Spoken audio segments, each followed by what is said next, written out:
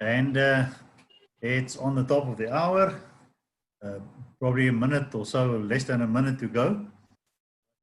Let's start. And here we are on day 4 of the virtual trade fair. And we are proud that it was a concept started in Africa by Africans, but not just for Africa. It's for the rest of the world. And in a short space of time, the word spread and we started to meet some interesting people. One of the people we met online was Yofi from Ghana. And as a result of his connection with us, here we are privileged today to have one of his connections, Alice Mensah, and she's also from Accra, Ghana, to talk to us about how to use digital marketing and generate leads and make sales.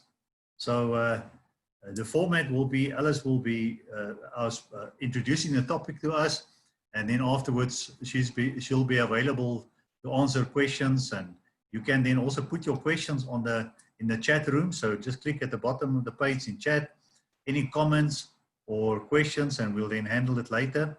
And also, if you are new to the platform and it's your first time tuning in, also just tell us who you are and give us your contact details so that later on people can then just download the chat and we can connect later. So Alice, over to you. Alice, you're muted. You're muted. Unmute yourself. Okay, I just did. I just wanted to be sure if you can see my screen. I shared my screen. Can you see it? Yeah, we can see your shared screen. Okay, good. So I'm happy to be here, and today we're going to learn about how to use digital marketing to generate leads and also make sales. Though this is my field, I know since this is an international organization, there may be people who already know what I'm about to teach. So if you have anything to add, please feel free. If you have any question too, please feel free. So as you already mentioned, my name is Alice Mensah, a certified digital marketing consultant. I'd like to give a brief introduction about myself so that people get to know who I am. So I got interested in digital marketing after I was Google's ambassador. And somewhere 2014, I joined Google's online marketing challenge. And as part of the people that did very well, we were further trained with some advanced training. And then after that, we were certified. So right from there, I started working as a digital marketer for corporate brands and also for agencies. So I've done marketing for telcos, I've done for real estate, FMCGs, and quite a number of industries as well. Come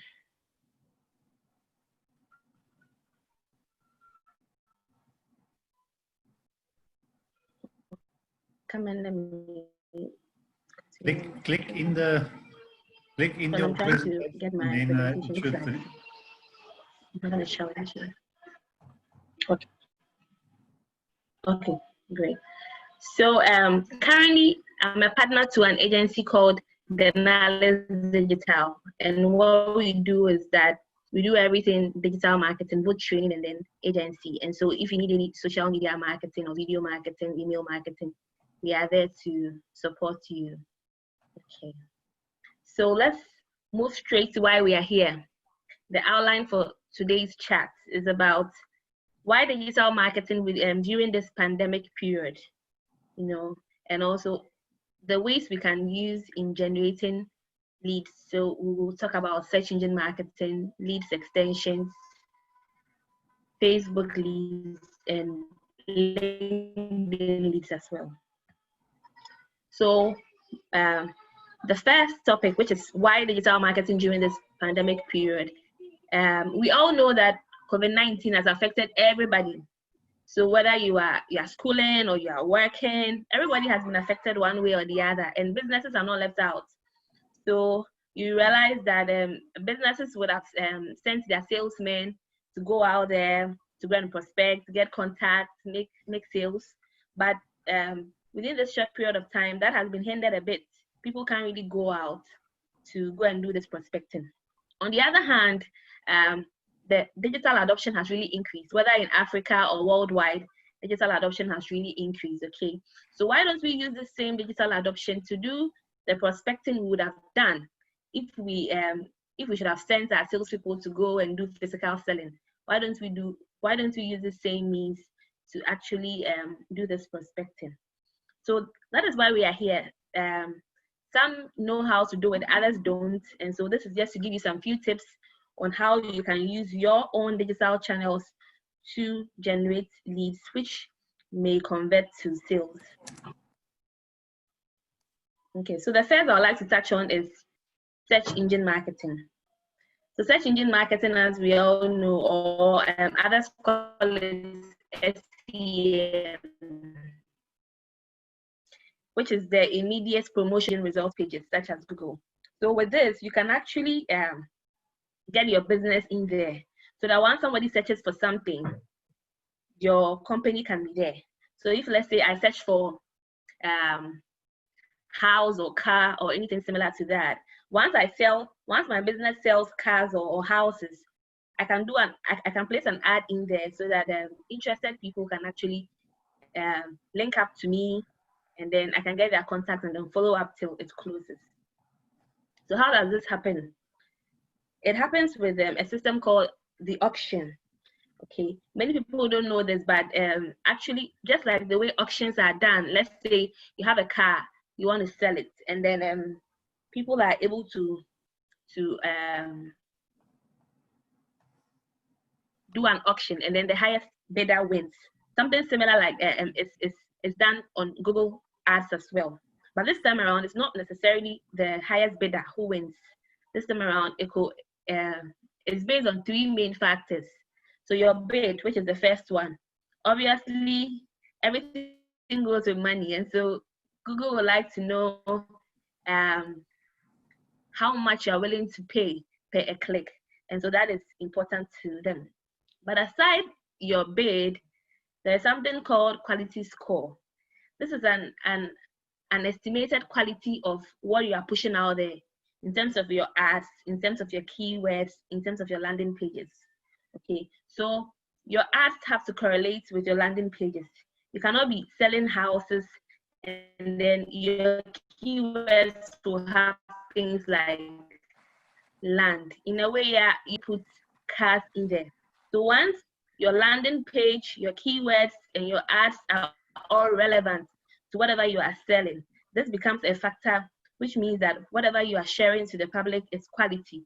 And so it adds up to your bid for you to be determined as a winner of the auction or not.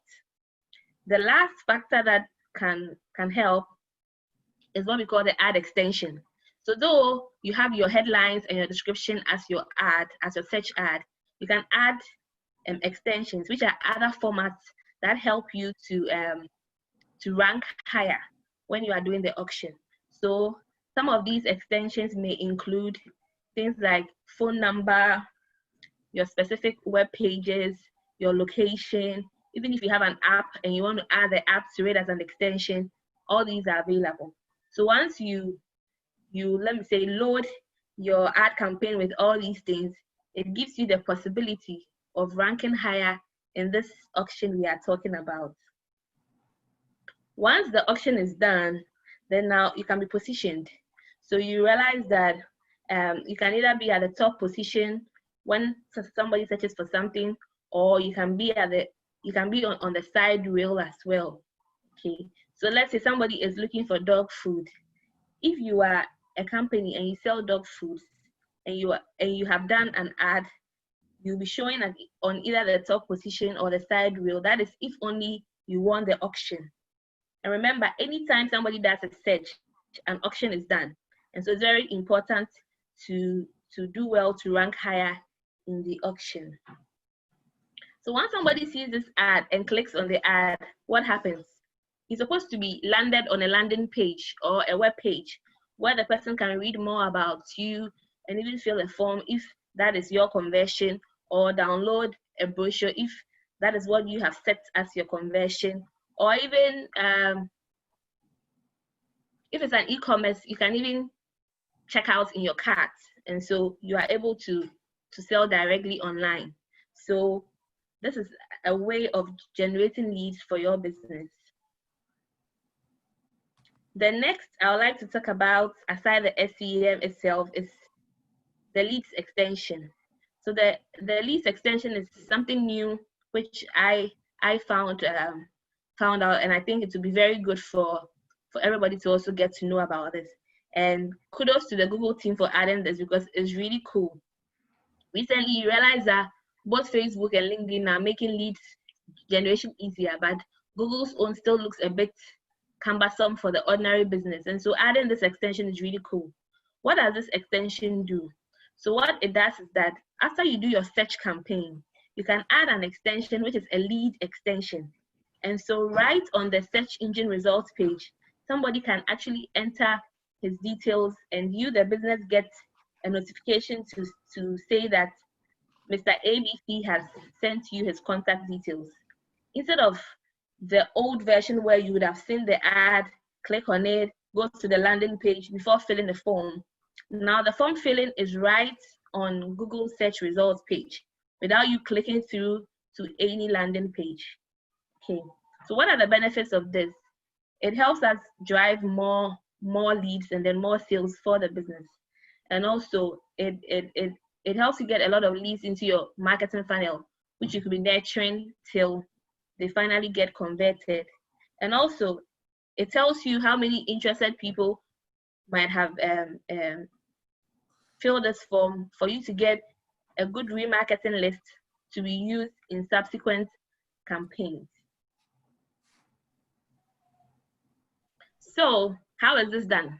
If somebody wants to use this lead extension, how is it done? So the same way you would have done your search campaign, but this time around, add an extension called the lead extension so that you can get this feature as part of your search campaigns. And one thing too is that it's not just for search campaigns. This lead extension can also be done for videos. And so if you're into video marketing, you can still use this lead extension to get more leads when you are doing your video campaigns as well, especially the campaigns you do on YouTube and stuff like that. Just to quickly add that it's still in its beta stage. And so if you meet any bugs or any errors, it'll be just good to tell the Google team of what challenges you are having. So this is a pictorial view of what I've been talking about. Maybe what I was saying wasn't clear to some people, but this is how it looks. So the if you can see my screen, I'm highlighting the first image here, which is a search ad. So right beneath the search ad, where I've put in red, you see a get offer, enter contact details. So that is the lead extension I'm talking about. So once you click on it, the second photo pops up where you can input your full name, your email address, your phone number, and these are just few fields that I have added. There are so many other fields that you can add to your lead extension, depending on the business you are in. And once you hit the submit button, your details are sent to the business, and they're able to know that Mr. ABC sent them this contact details, and then the onus lies on you to follow up till they finally become a sale. The third way to generate leads is a lot of people have already used it. I don't think it'll be new to most of us. So it's also just like the other leads features we've spoken about, but this time around it's on Facebook. So you are able to generate leads using a simple form, okay? And then the business is able to collate them at the end of, or immediately you send your details. So how is this done? Because people already populate their details on Facebook, Let's go. it becomes easier to fill this form. And so your name, your email address, and things like that would have already been populated to your details is being to. And so once you do this campaign, you have the privilege for your ad to be shown on Instagram as well. And you get the benefits of both worlds, that is Instagram and then Facebook. So this GIF I have here, if you can see my screen, this GIF I have here actually is an example of what I mean. So let's say you are a lady called Sally, you go to your timeline to just chat with your friends, then you see an ad which says get organic produce delivered to you. You click on learn more, a form pops up, you fill in your details, and then voila, it says you are all set. Okay, so this is a feature that businesses can really use to generate a lot of leads. I have done that for the real estate company I work with, and in a week we are able to generate over 150 leads.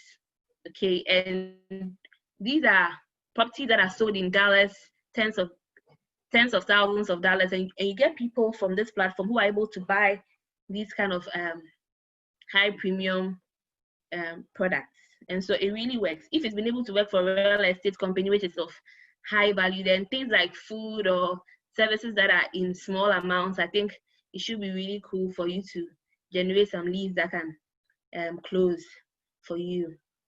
Then the last one I would like to touch on is LinkedIn leads. So the LinkedIn leads is also very useful, okay, because they have what they call the LinkedIn lead generation form, which could be used to do ads for people to actually enter their details for the business to have. And we all know LinkedIn to be a professional website. And so based on people's job title, their function, their industry, and more, you're able to tell if somebody is really within your target market or not.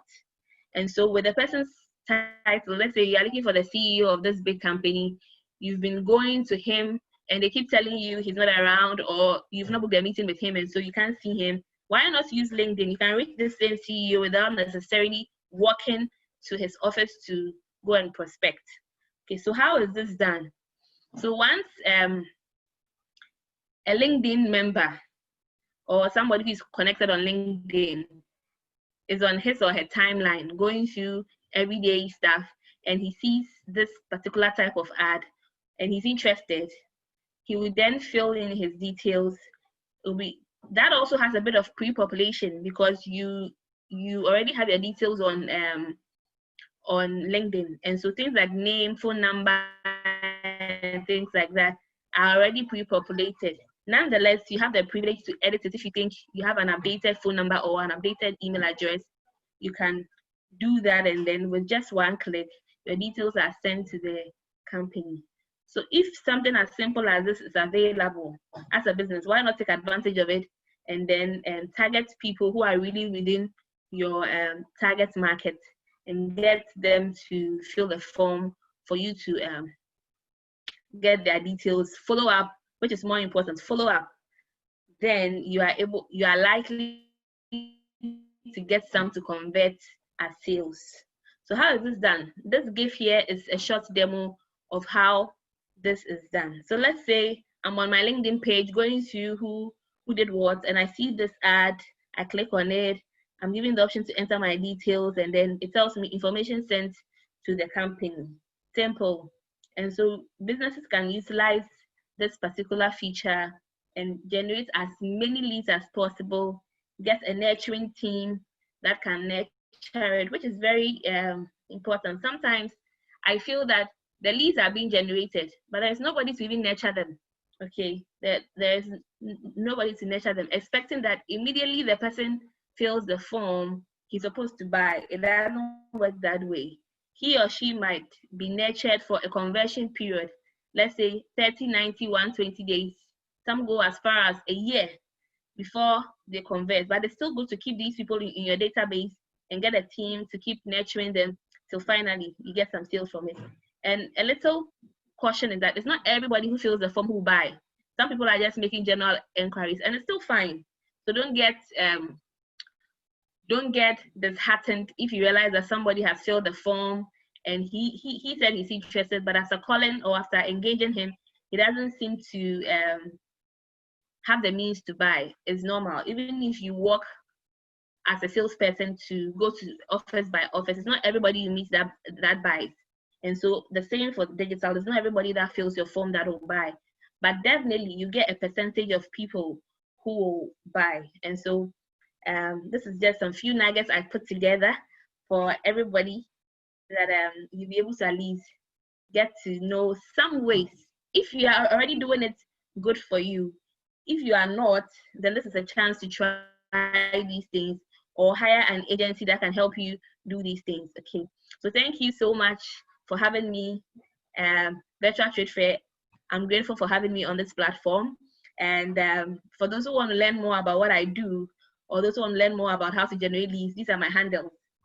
So you can visit me on Instagram, Facebook, Twitter, or LinkedIn, and then follow me.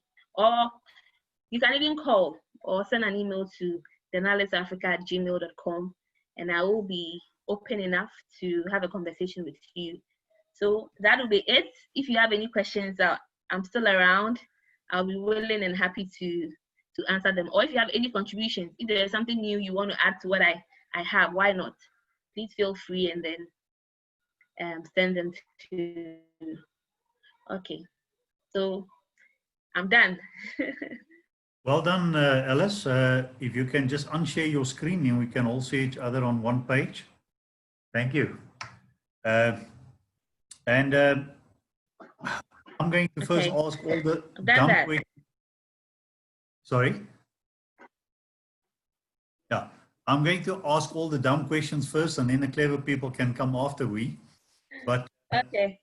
I'm trying to just understand exactly what you shared with us. Obviously, you've given us a lot of information on how to use the technology to find the right target market. Right at the end, you did a demonstration there on I take it as an application called FixDex or something. Is that your application that you've developed, or is it the general application that's available anywhere? Okay, so this is actually for LinkedIn. So this is a demo video for LinkedIn. So if you go to LinkedIn Solutions, I got this gift from LinkedIn Solutions. But this is actually a technology for LinkedIn that works for everybody. All right. So it's not an app that you've developed. Any company can use this feature to do. All right. I think then my next question was, we were introduced to you through Yofi, and I think I saw some other name there, Kenny from Accra, and he said he's a member of the Digi Clan. I'm interested in Digi Clan. Tell me more about your Digi Clan. Is it only people from Ghana who can be part of that clan? How do you claim to be a clan, and how many people do you represent? Okay, so the Digi Clan is actually not mine. It's an association that I am a member of.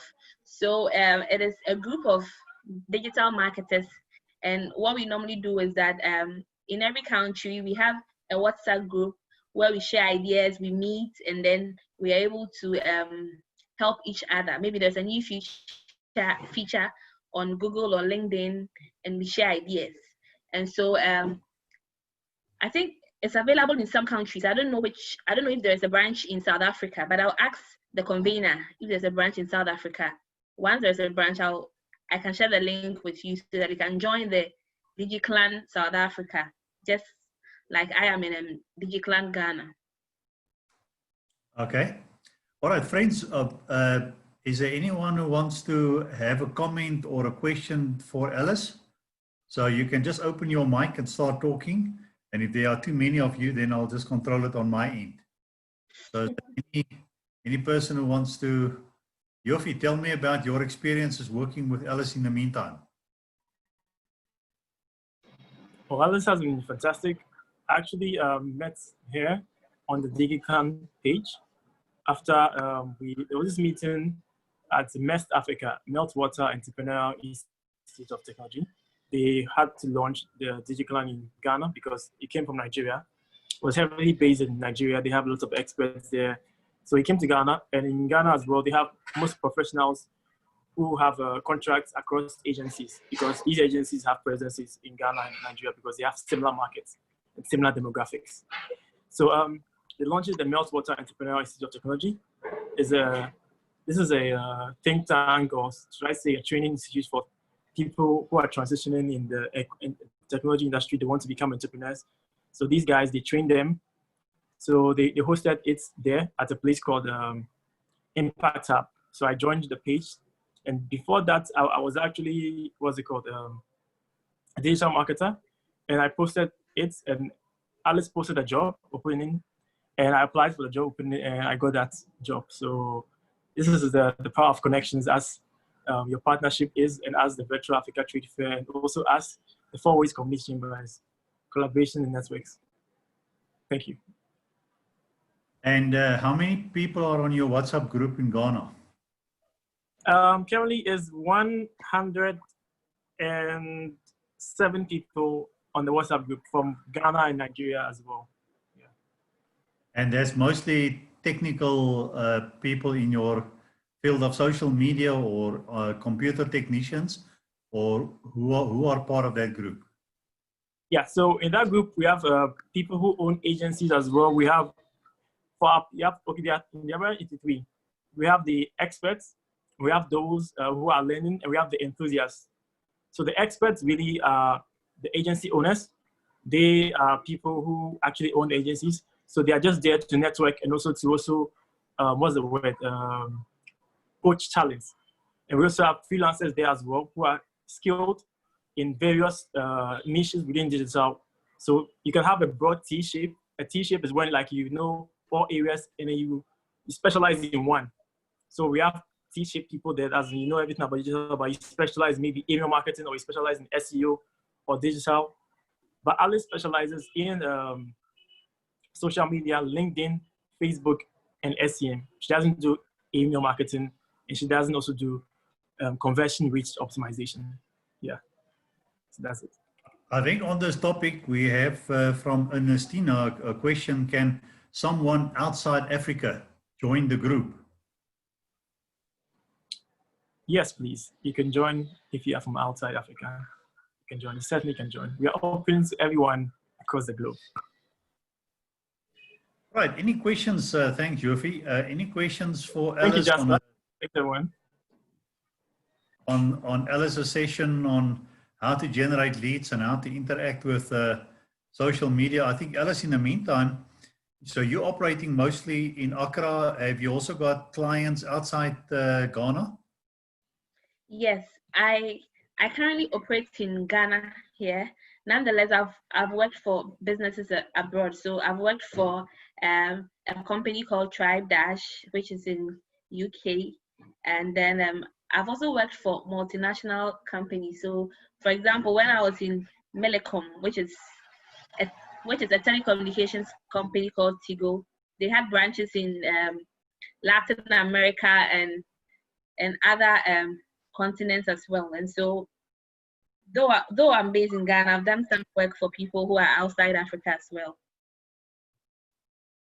Thank you. I've got a question there from Trevor. And I wanted to explore that a little bit more, Alison. Thank you very much for the presentation. Absolutely enjoyed it. Now, I want to get an idea of what it's like to be in this space in Ghana, and I assume you're in Accra or close there. Yeah. What's it like to be in your field in Ghana? And the reason that I'm asking this question is, what are your networks like? How far do you reach?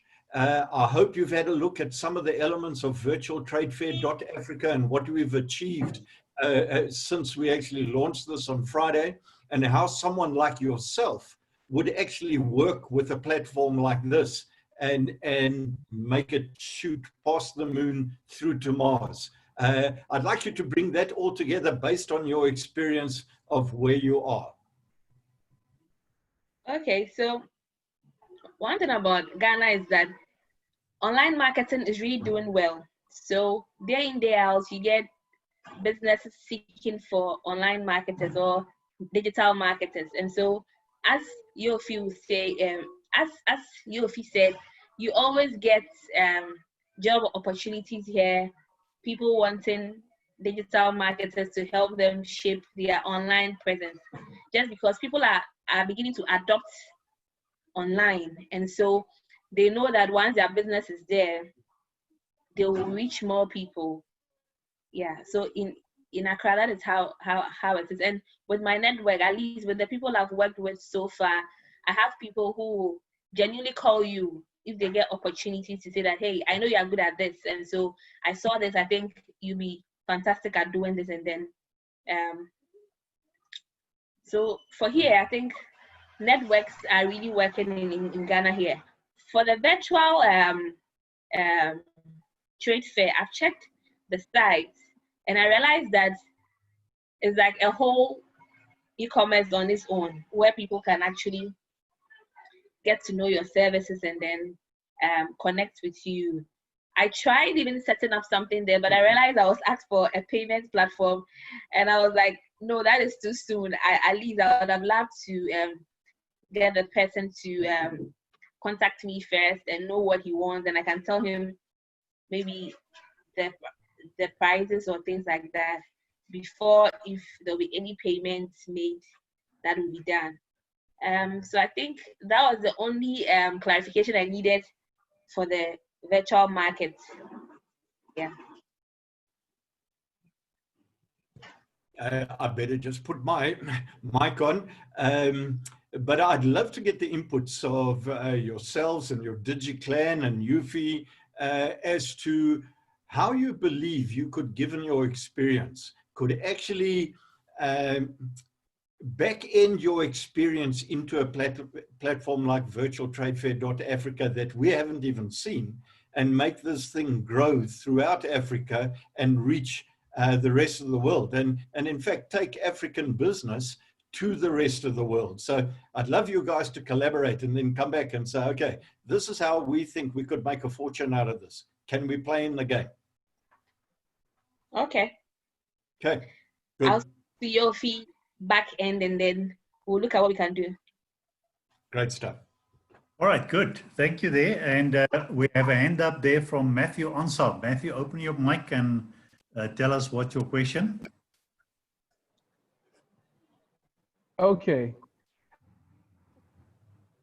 Hello, everybody. Okay, mine is not a question. It's just more or less an affirmation of what can you hear me? Yes, we can.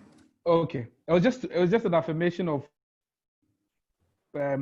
Alice's presentation. I think that was a very solid presentation and straight to the point. And everything she talked about in there is proven. I work with her, and just like she mentioned, there are quite very good leads that come out of the techniques that she shared across board, from search engine marketing to Facebook to LinkedIn. So for those on the call, I think if you try out these techniques, they would really, really work well for your business. So I just wanted to throw that in. Thanks, Matthew. I think just on that question then, Alice, how did you become this specialist that all your friends rave about? Were you born with a computer in your hand? No. Actually, it's funny. I read business in senior high school, so I didn't even do IT, but I did IT in tertiary. So I think somewhere in my second year, there was an opportunity with Google. Google brought about something called Google Student Ambassador, and then I applied, and through that, I became the ambassador for Google on campus. And as an ambassador, you have to learn a lot and train people. So every month, I had a task to train people on products. So whether it's Google search or YouTube or Google Plus, I was a go-to person. And so while I kept learning, I started having the interest for digital marketing. I enrolled in the CIM, which is the Chartered Institute of Marketing UK, to polish my skills. So I keep learning. I make sure anytime I see something new, I learn it so that I can also use it for the companies that. Yes. Hello? No, go ahead. So I make sure that anytime I see something new, I learn it and then apply it to the companies that have employed me or the companies that I work for, so that at the end of the day, they can actually see the value of what I also bring to the table. So it's I'll say thanks to Google, and then thanks to my ability to learn new things anytime I see them. So those two factors have really helped me in getting here. And I think, Alice, thanks for sharing that. You confirm what one of our other leaders in the chamber teaches on, and that's to become the specialist in your industry. Trevor Kettler, would you like to have a comment on this one?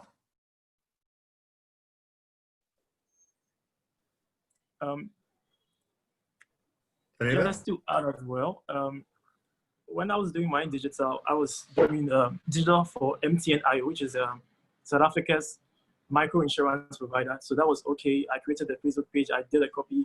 But what Alice does is really like exceptional, because she uses Facebook and LinkedIn to sell houses and get leads for houses which are worth like $25,000, and she's able to get leads from them. I always ask her, how does she do it? She says, oh, you know, it's just the same digital that we all know. I'm like, no, Alice, what's the secret? I would like to know the secrets. So yeah, so that the proof is in the pudding. So Trevor, would you like to also just talk about the importance of becoming a specialist in your area?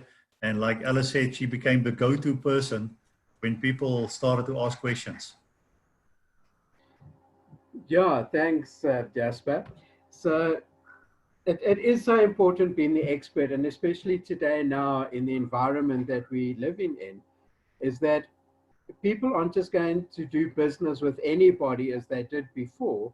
They've become a lot more selective. So once you are in the field of being the expert, people will come to you a lot easier, believe more what you say, and give you the opportunity to even increase your prices, which is important, because if you come in too cheap, then you can't be perceived as the expert. So to be believable, one's got to be slightly more expensive. Even in today, it still works. I mean, I'm busy doing that, and it works quite well. So I don't have a price objection at all. Also, you're able to dominate your industry, which is quite important, and you can start setting the rules. So your peers will take you a lot more seriously. Your competitors will take you a lot more seriously and even refer business to you. So in today's market, and we heard from the previous speaker, it's just so vitally important that we need to be that expert to stay alive. Thanks, Trevor. Yofi, I want to come back to you. You've introduced us to Alice, and obviously, Alice, you can also add your thing, and anyone from the Digi clan can chip in on this one. But here we have a virtual trade fair platform where we've used available software, and our guru at the background there, Gavin, has put in some further IP just to make it all work together. And as a result of that, we now meet each other. And I think to fly from here to Accra is what, a 6 or a 8 hour flight, if I'm not mistaken, something to that effect. And a 3 or 5 day journey by car. And yet we can connect with each other in seconds. Now, with this kind of platform and what you are now experiencing, having met us for the first time and vice versa, how do you see business developing in Africa and amongst Africans and across boundaries, and not just Accra to or Ghana to South Africa, but South Africa to all the other countries and you to all the other countries? How do you see what is the potential of the collaboration, and how would you take it further if you have to give us some input? Oh, fantastic. Thank you, Jasper. I would like to also thank, this has been a phenomenal idea and execution by the 4 Ways community team, featuring Trevor, Jasper, and Ivan. And then I was also a firm believer in the whole remote work, that you're not limited by your geographical area. That was why I actually met Mark on another remote conference where we all connected, and I'm now here with you, zooming in all the way from Ghana.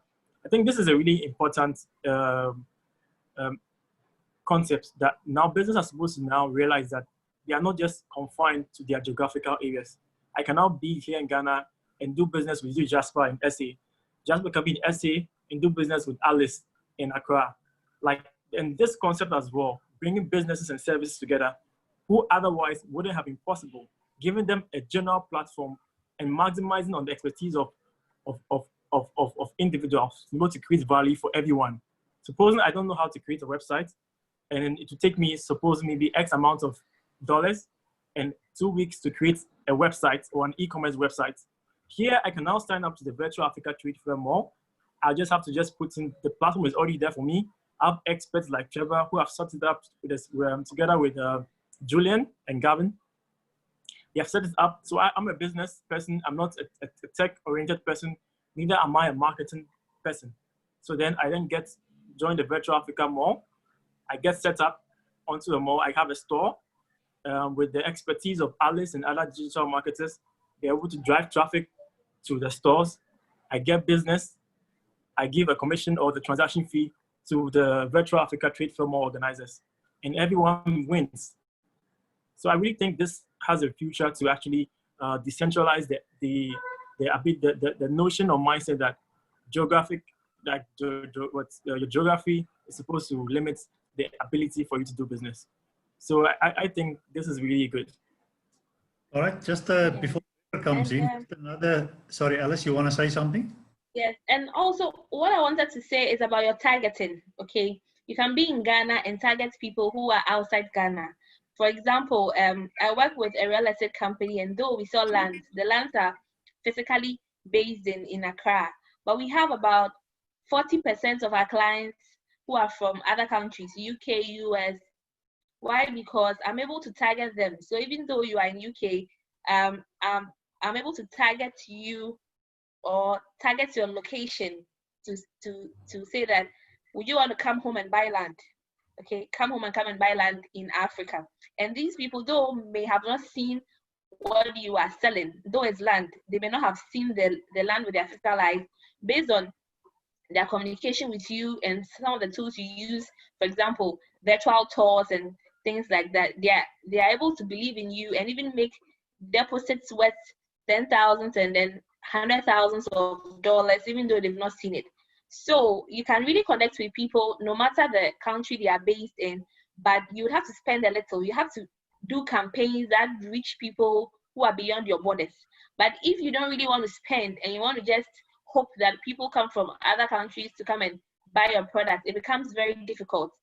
So as much as possible, you should also have a budget, a marketing budget to reach people beyond your borders. And once you do that, you might get a number of people and being interested and then buying into whatever product you are selling. So same with the virtual market.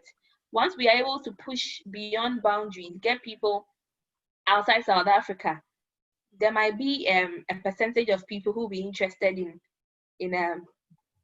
putting out their products and then hoping that others will also patronize it. Sorry. All right, I want to challenge you to say, what if you don't have that massive budgets that everybody is aiming for, but with what's already available in terms of this platform and technology? And I want to ask you specifically, amongst your DigiClan, how big is your target base? If each of you add your client base that you currently serve or have served in the past, what percentage of them will? So how many do you have as a client base, and how many of them are within Ghana and how many are outside Ghana? Okay, so you mean for DigiClan or for the companies I work with? Well, you know, you said you're about 100, 150 entrepreneurs working together and like-minded and share ideas, but each of those are then people who serve clients in some other capacity. So I'm talking about your personal clients. Okay, so let's say, I can't say for everyone, but let's say even if everybody has 10 clients they are working with currently, 10 times 100 people, that's like 1,000 people. And so The only challenge is that the people I have here are based in, are mainly based in Ghana. So what I'm also saying is that sometimes people setting aside budgets for things like that becomes difficult. But if you're not ready to spend a little, sometimes it's a bit difficult. Okay, but trust me, if you're able to get your return on the investment, I think it will make sense to spend, let's say, $1,000 on a campaign and get, let's say, $500,000 as return. So with that, even if you take your $1,000 out of the 500,000, you still made profit. But if you are scared to even start with $1,000, then you may be stuck where you are. Okay. So the power of networking is also good. It's something we all do, but sometimes a little marketing budget to push it further also helps. Yofi, you want to add? Could I agree more with what Alice is saying, in the sense that in order to, there are different types of leads on the internet. Some are, you can just Right, sorry, I'm not worrying about the hits on internet. I think we're familiar with click per that, but let me tell you where I'm getting at, and then Trevor will come in as well. Here we sit with a new thing. Forget the old thinking. Old thinking says, here's my budget. I put ads in Google and I click per ads. That's old news.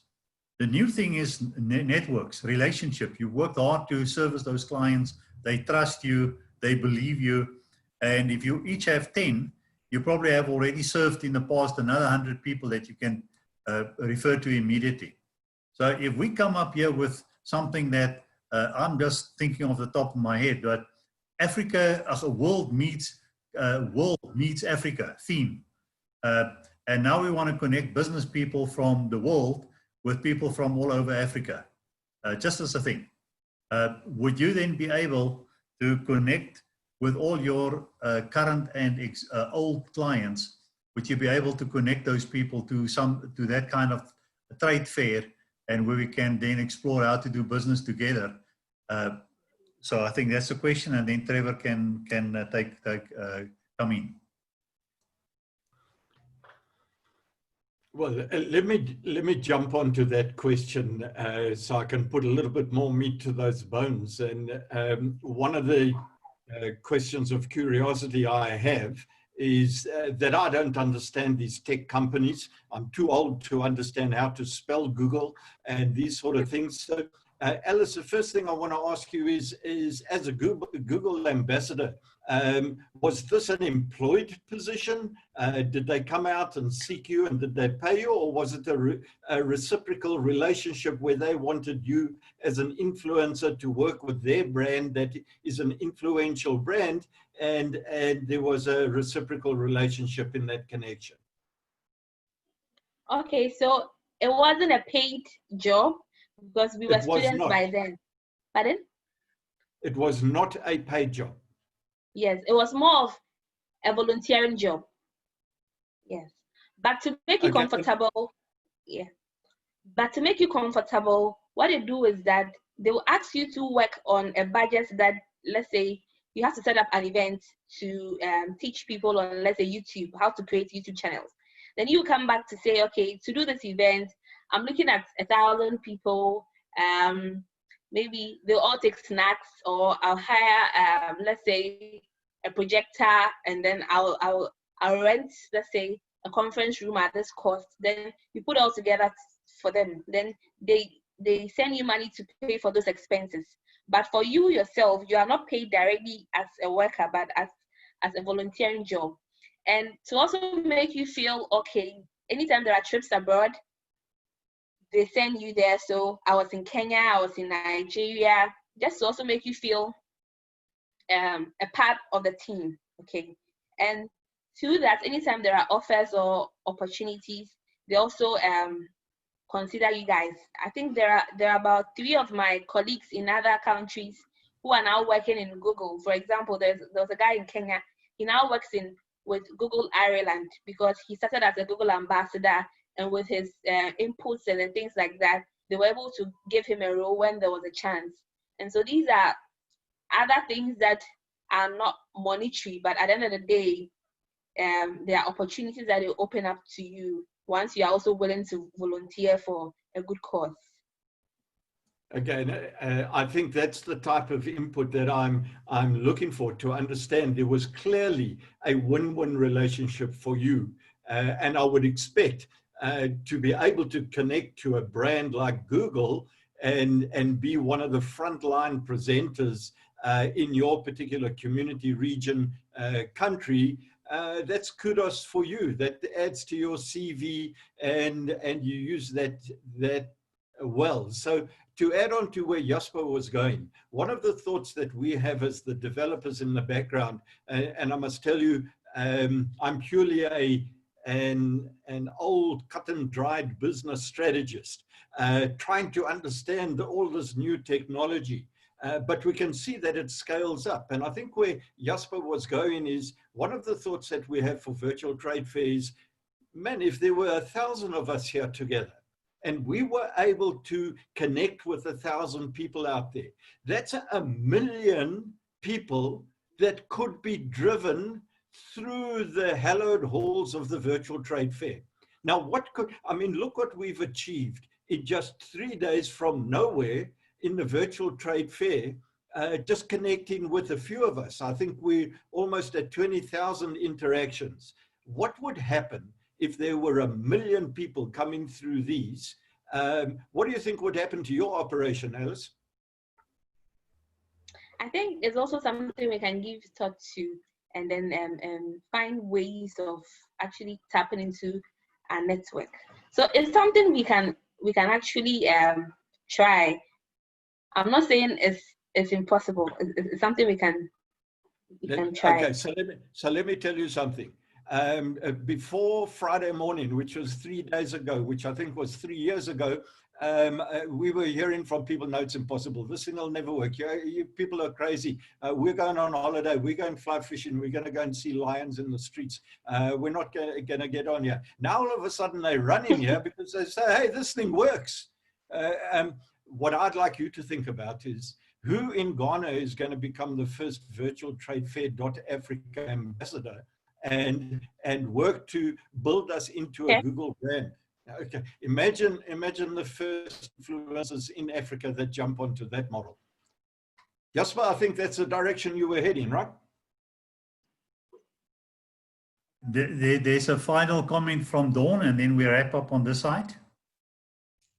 Yeah, Alice, it's Dawn here.